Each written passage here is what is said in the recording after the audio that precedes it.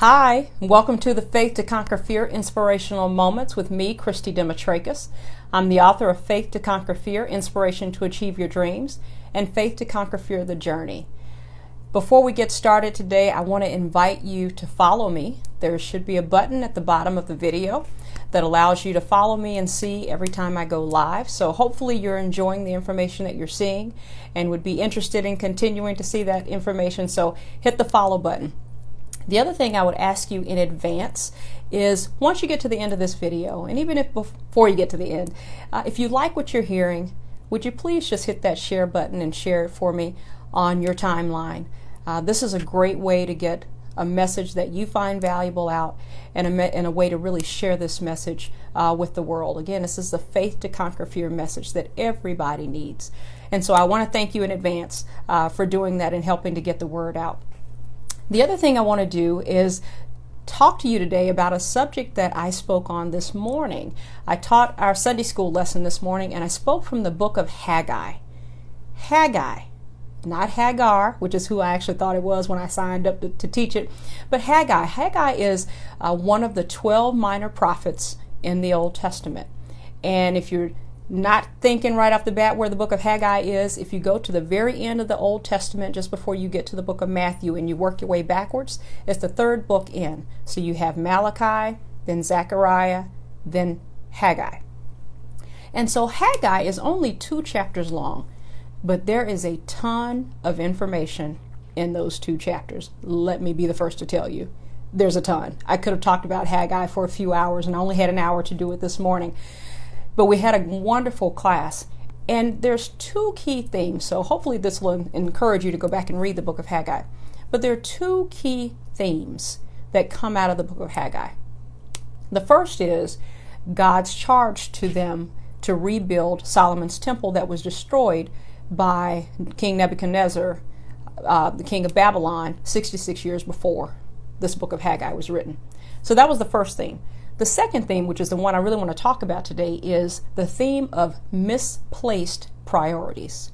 Misplaced priorities. And so what I want to do is read to you a few verses from the Message Bible itself, from the book of Haggai. And I'm reading initially chapter 1, starting at verse 5. And it says, "And then a little later, God of the angel armies spoke out again. Take a good hard look at your life. Think it over. You have spent a lot of money, but you haven't much to show for it. You keep filling your plates, but you never get filled up. You keep drinking and drinking and drinking, but you're always thirsty. You put on layer after layer of clothes, but you can't get warm. And the people who work for you, what are they getting out of it? Not much. A leaky, rusted out bucket. That's what. That's why God of the angel armies said, take a good hard look at your life. Think it over." Now I'm at verse 8. "Then God said, here's what I want you to do. Climb into the hills and cut some timber. Bring it down and rebuild the temple. Do it just for me. Honor me. You've had great ambitions for yourselves, but nothing has come of it. The little you have brought to my temple, I've blown away. There was nothing to it. And why? This is a message from God of the angel armies. Because while you've run around caught up taking care of your own houses, my home is in ruins. That's why. Because of your stinginess. And so I've given you a dry summer and a skimpy crop. I've matched your tight-fisted stinginess by decreeing a season of drought, drying up fields and hills, withering gardens and orchards, stunting vegetables and fruit. Nothing, not man or woman, not animal or crop, is going to thrive." All right, so what does all that mean? So what God is basically telling them is, because you've been so focused on all the things that are important to you, and by you I mean us, because we've been so focused on the things that are important to us, we haven't placed any priority on Him.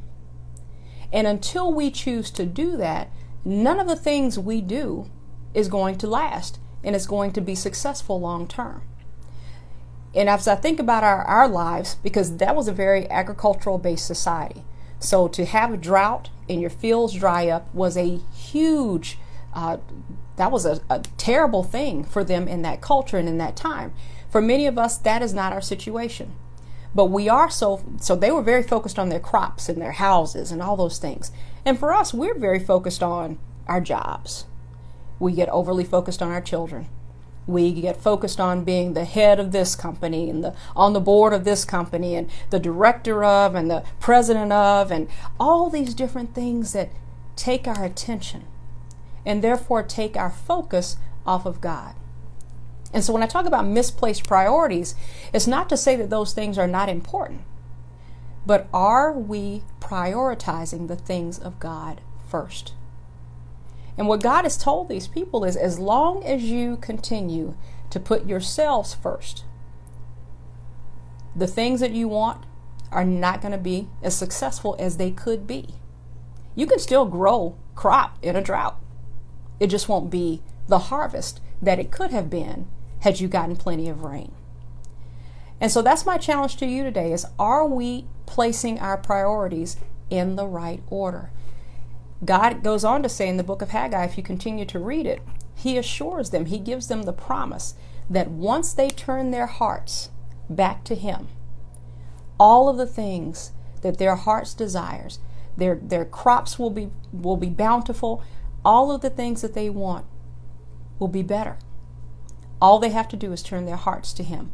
And that's my challenge to you today. What are your priorities?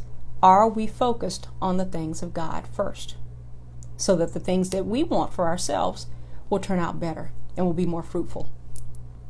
So that's my message for this week. Again, I'm Christy Demetrakis, author of Faith to Conquer Fear, Inspiration to Achieve Your Dreams, and Faith to Conquer Fear, The Journey.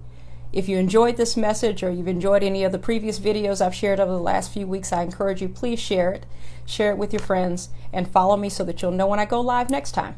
All right, I will see you next week around this time. I'll talk to you later.